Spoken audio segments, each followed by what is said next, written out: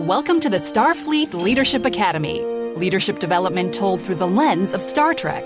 Your host, Jeff Akin, is a 20-year veteran of the public and private sectors in management and leadership. He specializes in helping people unlock their true potential and is a huge Star Trek fan. And now, here's your host, Jeff Akin. Welcome. Thanks for joining me today. Do you know everything? Are you the expert in everything your organization does? Even if you are, there are times when a situation is beyond you. In this episode, I'm going to show the benefits in listening to the people you work with to get the best outcome possible for you and your organization. And I'm going to do that while we watch one of the most infamous episodes of Star Trek's original series, the 5th episode of the 3rd season, And the Children Shall Lead. Before we dive in, I want you to know that I never want to waste your time. I know it's valuable, and I appreciate that you choose to spend some of it with me. So instead of doing my regular recap on this one, I'm going to do this one in the style Brent Allen and I do on my other podcast, Babylon 5 for the First Time. Because here's the thing. This is an absolutely terrible episode of Star Trek. I mean, it's really, really bad. The worst episode ever. But we're going to have some fun with it. The Federation is all about exploration. The Enterprise's entire mission is to do that, right? Seek out new worlds, new civilizations, all that stuff. Well, they also want to learn as much as they can about what they find, too. When they find the planet Triakis, that's exactly what they did. They sent a team of scientists to live there so they could study it and do all the science things the Federation does. Because they're living there, they've got their kids with them. And what could possibly go wrong with that? As if the episode were reading my thoughts, we dive right in. The Enterprise has received a distress call from the planet. Responding to a distress call from our scientific colony on Triakis. And they send a team down. That team is, as it always is, the most senior people on the ship. Captain Kirk, Commander Spock, and Dr. McCoy. And they find a horrifying scene when they land. All the scientists laying on the ground, dead. McCoy examines and says it looks like it was a mass suicide. Now you'd think the kids would be all broken up about this, right? Well, you'd be wrong. They're having a great time. Ring around the rosy, pocket full of posy. Kirk has him beamed to the ship while he and Spock continue investigating. Nurse Chapel is a cool babysitter. Adventures in babysitting. She's getting the kids ice cream, playing with them. After Kirk comes in and lays down the rules, though, this fun game starts to take a turn. Busy. A series of weird things start happening across the ship. Sulu sets a course for Marcos 12, but he believes that he still has the ship in orbit. And everyone else on the bridge is thinking the same thing, too. He sees Triakis on the screen. He thinks he sees it. Well, turns out the kids that came onto the ship are in some cult kind of a thing. Only in this cult, the leader seems to be like a real angel or something. Kirk eventually calls it Gorgon, but the kids can do a chant that makes it materialize, and then it tells them what to do. Hail, hail, fire and snow. Call the angel, we will go. His sales pitch is pretty simple. He's going to rule the galaxy while the kids get to play. If anyone gets in their way, the kids can induce paralyzing levels of anxiety in people that ultimately leads them to take their own lives. The kids are on the bridge, and the crew is in a bad way. Sulu sees swords flying at the ship in space. Nico and the Sword of Light. He's afraid that any deviation in course will kill everyone. Uhura is afraid that she's dying a long, slow, painful death. For a little while, even Kirk is hit with this. His greatest anxiety, apparently, is acting in community theater while delivering nonsensical monologues about losing command of the ship. I'm losing command. I'm losing my ability to command. Well, if you've ever watched Star Trek before, you know this isn't going to fly with Kirk. So with the help of Spock, he sheds his anxiety and is on a mission to shut this dude down. Spock digs up some archival records that Kirk thinks will help. The kids all get together, and he plays home movies of them playing with their parents and having a good time. They begin to understand what has happened, and they start to process their grief. This pulls down whatever deception Angel Dude had going for them. As they stop believing in it, fades away to nothingness, and the day is saved. All right. We can help them now. The Enterprise heads off to Starbase 4, where they can make taking care of these kids somebody else's problem. It's kind of odd that we get 2 back-to-back episodes that are the 5th of the 3rd season, but also happen to be episodes dealing with children processing grief. It's heavy stuff, but it's not nearly the focus in this episode that it was last time in The Bonding. This episode was absolute, total, hot garbage. It makes almost zero sense and is really difficult to get through, which is too bad. Like, after going through that recap, I feel like somewhere in all of this was a decent concept for an episode that just never got fleshed out. I'm going to share some of what went wrong in the production of this one, but what I'm really excited about is getting to tell the story of some of the kids in this episode. A few of them go on to do epic things in Star Trek, and at least one of them transcends some fandoms. The Starfleet Leadership Academy is supported by listeners just like you. Click the link in the show notes to support this podcast. Is this a good time to talk about Star Trek's 3rd season? I think it might be. I won't get into too much detail. A lot of this is really well documented. It's well known. But I think at a high level, it sets the stage for what went wrong in this one. The show is going to get canceled at the end of its 2nd season, but a letter writing campaign saved it. But also kind of put it on life support. They cut the per episode budget by about $10,000. That's a lot of money. Some of the spirit and lifeblood of the series in Gene L. Kuhn and DC Fontana left the production altogether, and Gene Roddenberry even stepped back. So the show was left with all of the actors and almost none of the passion or the creative juices that had kept things moving. Enter And the Children Shall Lead. Experienced writer Edward J. Lasko took one of his earliest stabs at sci-fi with this one, and probably started out with a pretty good idea. Probably. But like many episodes of the original series, it went through a bunch of rewrites and edits, and well, here we are. Add to that some super questionable casting, and we're ready for this roller coaster ride. You see, the evil angel dude, Gorgon, was played by a guy named Melvin Belly. If you don't recognize that name, it's likely because he did most of his performing in the courtroom. He was known as the King of Torts and infamously represented Jack Ruby in his trial for the murder of Lee Harvey Oswald. Little bit of trivia there, Belly represented him pro bono. He didn't charge him anything. Well, he got this role because his kid played one of the children, and the producer thought it would be a good idea. It was not. You have done very well, my friends. Roddenberry came in and saw some of the dailies of his performance and had a pretty brilliant idea of using lighting effects and some voice distortion to camouflage his inability to act. But the kids? Honestly, the kids did a pretty great job.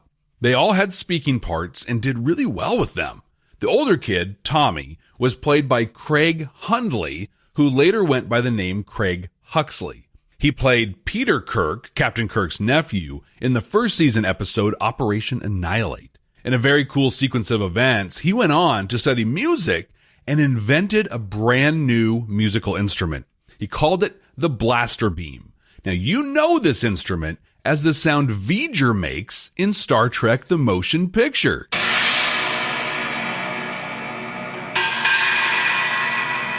From there, he performed music on Star Trek 2, 3, and even was credited for his work on Star Trek 4. Another one of the kids went on to have a notable career as well. This is the one that transcends some fandoms. The little kid, Ray, was played by Brian Toshi, who went on to play Takashi in the Revenge of the Nerds movies. Takashi, Toshiro. Here, sir. But these poor kids. Some of their lines were just weird, and the acting they had to do was rough. They kind of mind controlled some of the crew and really agitated their deepest fears and anxieties. But how did they do that, you ask? Well, I have absolutely no idea whatsoever. They just somehow connect to some power that does this to people? Somehow Palpatine returned. But the way they had them do it, like physically, it was so bad. It was so bad. So awkward. They did this weird pounding motion with their fists. And like the crew could just see them doing it. They're just standing in the middle of the bridge doing this really almost inappropriate pounding motion while stuff all goes haywire. It was bad. And they did it so much. Like, if they pulled all the weird pounding motion scenes out of the episode, it would be like 20 minutes shorter. But this one really kind of swung for the fences, like this episode did, as far as its concepts and its ideas went. It wasn't super clear because the editing of this one was a dumpster fire. But the impression that I got was that this Gorgon dude was supposed to be the embodiment of fear, anxiety, of existential dread. I'm getting a feeling of anxiety in this place. We got one scene of Kirk and Spock in the cave in the beginning of the episode talking about this, and then never really revisited it.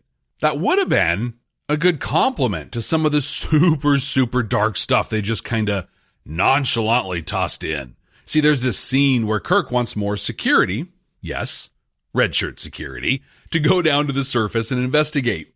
He and Spock beam them down, but what they don't know is that they are light years away from the planet at this point. That is, until they do know they aren't orbiting the planet anymore. If we're not orbiting Triacus, then the men I beamed down are dead. Oof, that's dark. But I have to say that one thing this episode did extremely well was talking about the need to feel, experience, and process our emotions. We talked about this in some detail in the last episode, episode 72 of the Starfleet Leadership Academy, where we watched TNG's The Bonding. They don't spend nearly the amount of time on it in this episode, but they sprinkle it in throughout. Fairly early in the episode, McCoy says, "But as medical officer, I must warn you that unless the normal grief is tapped and released from these children, you are treading dangerously." Kirk just wanted to get to it, right to the facts. But way back in 68, the doctor knew they needed to take some time, let the children process what they were feeling. Hey, maybe someday the rest of us will get that too. The episode ends with the kids having broken the spell, and they broke it by coming into contact with their emotions. Pretty cool. Dr. McCoy puts the point on this one as he comes onto the bridge. They're crying, John. I don't know how it happened, but it's good to see. Command codes verified. The parallels to the episode where we watched TNG's The Bonding stretch well beyond the theme of processing and experiencing grief. We also get a wonderful example of a leader being the culmination of the team's expertise. In fact, what we see in this one that I'm going to help you apply in your day-to-day is a leader allowing an expert to be the expert and to let them guide your decision-making. I'm also going to talk about the importance of acknowledging the emotional charge behind people's arguments and objections to situations and direction. And then I'm going to share how to do that with the people you work with. Captain Quark's is fun. Come right now. Don't walk. Run!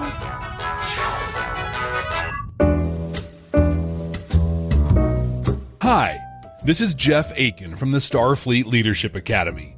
Most managers and leaders think that leading their team is all about task management and results. But the truth is, effective leadership starts with people first. See, the workforce is changing quickly, and most managers aren't prepared. They're stuck in an archaic leadership style that doesn't work anymore. As a result, their teams aren't giving full effort, and they're losing good employees. That's where I come in. Through the approach and style you have come to expect from the Starfleet Leadership Academy, I can help you become a galaxy-class person-first leader. All of my consulting packages include dedicated one-on-one time with you or your small team. I've helped thousands of leaders with the lessons from this podcast. Imagine the results and impacts you'll experience with my personal attention. If you're ready to take yourself and your team to the next level, visit bit.ly/SFLA Consulting to learn more and schedule a meeting with me. That's bit.ly/SFLA Consulting, or click the link in the show notes. I do carry a select line of unique artifacts and gemstones indigenous to this region. This episode paints a situation many of us have found ourselves in before, sure. You know your stuff, right? You know it really well. Someone higher than you in the org chart either asks your opinion on a thing that you know really, really well, or you see them trying to do a thing and you know it's not going to end well for them. I think of Daryl watching Michael Scott try to drive the forklift in The Office. Daryl's good at his job and knows how to run operations, but this guy who happens to have a title comes in and starts thinking they know a thing. They end up making a huge mess for everyone. Mike, stand clear. Mike, get off of the lift. Way back when I worked in HR, I ran into this. The CEO of the company wanted to add some provisions to our criminal history check processes that would basically screen out any person with a criminal history. And that, for the record, is not a good thing. And it does nothing to protect people or their data at all. It only creates a barrier to people getting work. She brought this proposal to me and asked my opinion on it. I've shared on here before, I've done extensive work in the background check industry. This is something I know a lot about. In fact, I've written and passed statewide legislation in this area. So you'd think between my expertise and the fact she was asking my opinion that it would carry some weight, right? Wrong. I remember saying to her that I didn't think it was a good idea. And here's where I went wrong. Then saying, this is what I said to her, right? Now, I'm not an attorney, but I think this might actually be against employment law. She actually slapped the table and reminded me that she was an attorney and that she needed to see a proposal on how to make this happen. I am God here. She wanted me to draft the policy and the procedures and then identify what laws they intersected with so she could work with a lobbyist to try and change them if needed. So why even ask my opinion? It's been almost a decade since that happened and it still gets me mad. The wild disrespect that showed is almost unimaginable, except it happened. And it does happen to a lot of people every single day. When we hire people, I've always assumed that we're hiring them for their experience, their knowledge, how they can help us do our work and enrich our culture. Do you agree with that, right? Does that track? Have you assumed the same? Because actions like this make me think that some people are just hired to do paperwork and agree with the boss.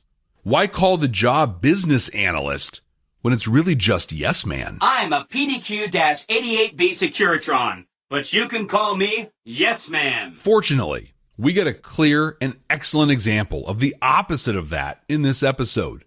Within seconds of the show open, Kirk is out of his league. There's mystery around a bunch of dead scientists, children running around and playing games, an overwhelming feeling of anxiety, and barrels full of untapped grief and sadness. As the achiever that he is, he wants to get to the bottom of this right away, and the fastest way to do that is to question the children. Sharing that with Spock and McCoy, our good doctor tells him that would be a terrible idea, nearly catastrophic. They need time. They need to have a chance to experience their grief. Kirk's response, it's kind of beautiful. I'll be guided by that opinion, Doctor. That honestly is the best thing he can possibly do. And he does more than just be guided by it. Throughout the episode, as things get worse and worse, he's tempted to sit the kids down, shine a light in their face, and just rip into them. You don't fool me for a minute. I'm glad.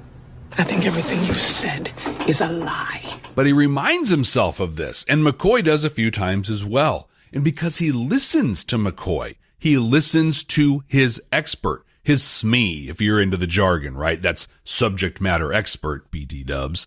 But he doesn't make that dire mistake because he listens. What's great about all of this is that he so very much wanted to do what he wanted to do. He was convinced that he was right and that if he could just question these kids, he could get to the solution. And even with that, he listened and followed through. Kirk understood that he didn't know everything, that no one single person knows everything, and that we have to rely on the knowledge of others to get the best outcome. Oh, Kirk gets it.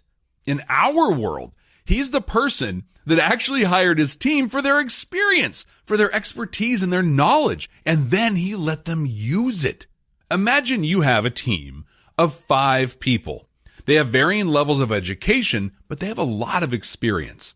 Let's say that one has been doing the job in the industry for like 10 years and the other one, some 18 months. Everyone else is somewhere in between. That's a lot of knowledge, a lot of know-how on that team. And then you come in, never having done their job, or maybe having been out of that work for a couple years, and then you are going to tell them what to do? Or ask their opinion and just ignore their opinion? Or worse, just ignore them completely and do your own thing? I can't even imagine it. Like, it's wild. Not only are you disrespecting, even insulting each member of that team, but you're missing out on the best outcome that you could get. In fact, I'll even go so far as to say that you're not even getting a good outcome. It's a huge waste of resources to even hire these people. If you want paper pushers and yes men, what a good idea. Say that's what you want. Hire and pay accordingly. Or go all in. Hire people for what they bring to the table and then let them bring it to the table. Not only will your outcomes improve dramatically, but your culture and things like retention, engagement, those will all improve as well. Now, you're seeing it right now with me, but people can get really fired up about some stuff. And some of it makes some sense, and, well, some of it really doesn't. Like politics, I guess. Quick aside, that might honestly alienate some people, but I get really tired of a lot of the political back and forth anymore. I mean, yeah, at the federal level here in the United States, the president and the people in Congress and all that, yeah, they do things that impact our lives. For sure, no question. But the way people get mad and passionate and honestly just freak out about the stuff that goes on there, you'd think that every little thing they did impacts every microsecond of our lives. But frankly, that's just not true. Now, we have had some absolutely terrible presidents and a few that were, kind of, sort of, a little okay. But from term to term, regardless of how big the change between the people happens to be, for the average person, we're all just maybe a little more bitter and a little more broke. But you know what really impacts your day-to-day and your wallet? It's your state and your local governments. High sales tax, ridiculous gas taxes. That's usually your state legislature. Stop signs in weird places, potholes littering the streets, no affordable housing. Rent, it's too damn high. That's your local, your city government.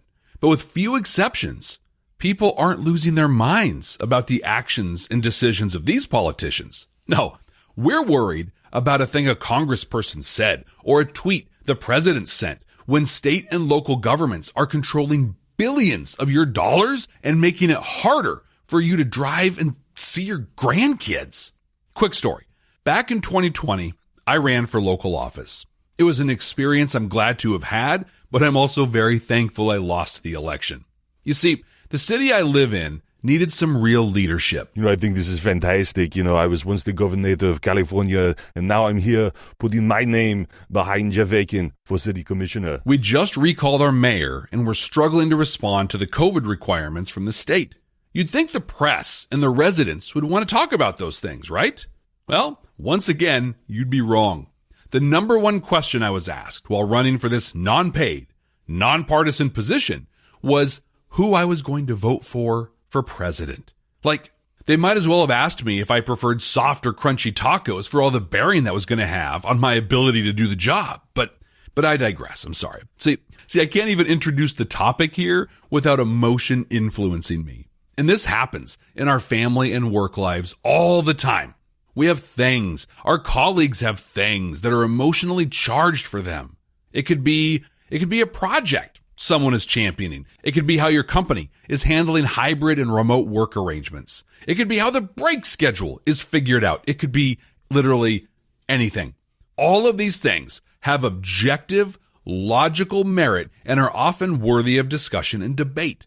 But when our emotional charge behind our positions is left unchecked, unacknowledged, and unregulated, we often find ourselves in the workplace equivalent of a shouting match. Yeah, well, that's just like your opinion, man. See, these emotions are real. And if we don't identify and acknowledge them, they are going to come into play. That's a thing about emotions I've learned the hard way in a lot of cases. But those emotions, they will come out. 100%. They will come out. The only question is whether or not you have the emotional intelligence, the self-awareness, the self-regulation to be intentional about those emotions. Spock calls us right out in this one. He says, humans do have an amazing capacity for believing what they choose and excluding that which is painful. We often allow our emotions to cloud any objective or logical point, especially if they're contrary to what we're feeling. The challenge in this comes from ourselves, but we can help others with it as well. Yes, it is up to us to have the self-awareness to know when our emotions are driving us, and then have the self-regulation to keep those from dominating our thought processes. But we can help others with this as well. With emotional intelligence, we also bring in empathy, right? So we can bring that in and we can demonstrate real compassion. When you're talking with someone, having a discussion, a debate, maybe even an argument, and you observe that the other person is focusing on their emotional response, you can help them. I want to share 3 techniques that can be used either on their own or together that can help show empathy so the person's emotions can be acknowledged, allowing you to focus on the matter at hand. First technique, be an active listener. This means actually listening, right? And not just planning your next response or statement. You need to ask open-ended questions and give time for the person to think and respond. I like to use mirroring. This is a technique I talk about in both the 66th and 71st episodes of the Starfleet Leadership Academy. But this is where you listen and mirror back what the person has said. Maybe repeat back the key 3 to 5 words that a person said that sums up their statement. Technique 2, provide support, often with a physical response. Now, this can be challenging because you have to be able to read what is happening. This is another dimension of emotional intelligence, your social skills.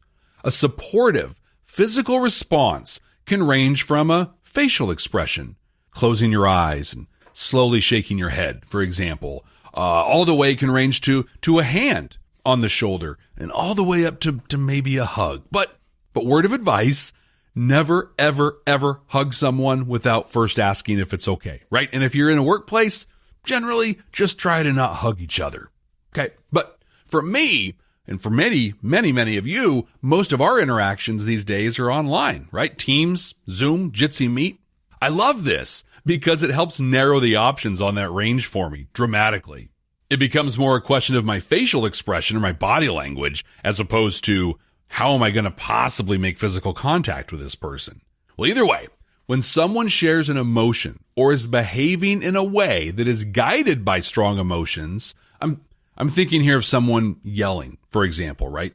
A shrug or reeling back in your chair a little can have a big impact. The third technique is to openly acknowledge their emotions. Just saying it and then letting them sit in that for a moment. Maybe even sitting in it with them, right? Joe, that sounds like it made you very angry. This lets Joe either correct you or it opens the door to having a compassionate discussion around emotions, making it a challenge to communicate. Or an even better, more eloquent example. I'm sorry they took your rocket. They took something that you loved. As you acknowledge your emotions, as well as the emotions of others, it kind of clears the table and allows for a real discussion on the matter at hand. A key point to know here, this does not happen all at once. This isn't a check the box activity. In fact, the example I'm going to share in a moment is great, but also very unrealistic in that it immediately changes everything. I've had a number of these conversations where either the other person or I or me were stuck, right? We're unable to get past our emotions. I use my emotional intelligence and they listen with empathy and we end up in a good place, right? But one of the two of us isn't quite ready to move on and get to the thing. We may need to come back to it. And that is okay, because the next time we'll both be ready to jump in and get to it.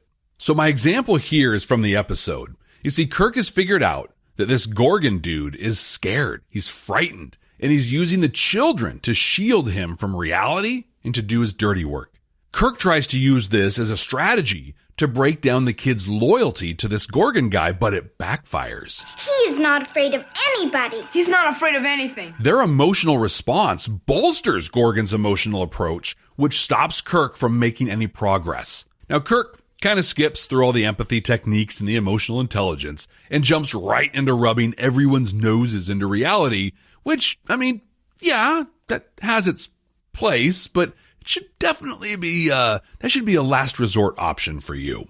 But he brings the Gorgon's fear into the open. It's acknowledged by everyone, and they lose faith in him, leading to him awkwardly melting. I desperately hope you never have to make anyone melt.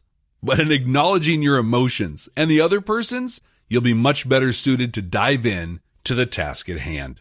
So remember, technique 1, be an active listener. 2, provide support. And 3, openly acknowledge the emotions. One or more of these techniques can make a substantial impact on having more productive interactions. Hey, I want to share a cool YouTube podcast with you. It's called Cloud Conversations. Now, it may sound niche, but their approach is amazing. There are quite a few hosts that share the duties. Peter, Azure, Femke, Kat, and Rue. They don't only dive into Microsoft 365 and security conversations, but they also connect viewers to the people behind the technology.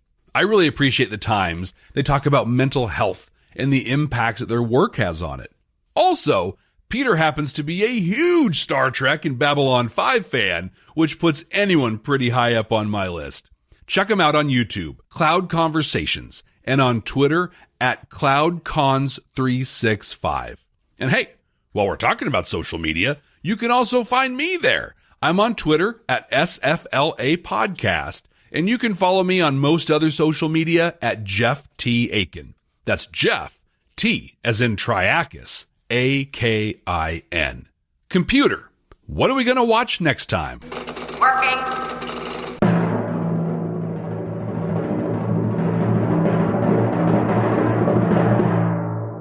Wow. Honestly, this might be more than a coincidence that I'm sharing my buddy Peter's podcast that talks about Microsoft 365. See, I have an Excel spreadsheet that randomly generates the next episode that I'm going to watch. And for the third time in a row, we're watching the 5th episode of a 3rd season. Well, this time it's the Voyager episode, False Prophets. And I am so excited for this one. This is part 2, kind of, to a Next Generation episode, and part 2, kind of, to a Starfleet Leadership Academy episode. That means that you have homework. Go check out the 19th episode of this podcast where we watch TNG's The Price to get the prologue to the one we'll be talking about next time. False Prophets introduces us to some Ferengi in the Delta Quadrant. Does that prompt some questions? Well, it should, and we'll answer them right here. But until then, ex Astra Scientia!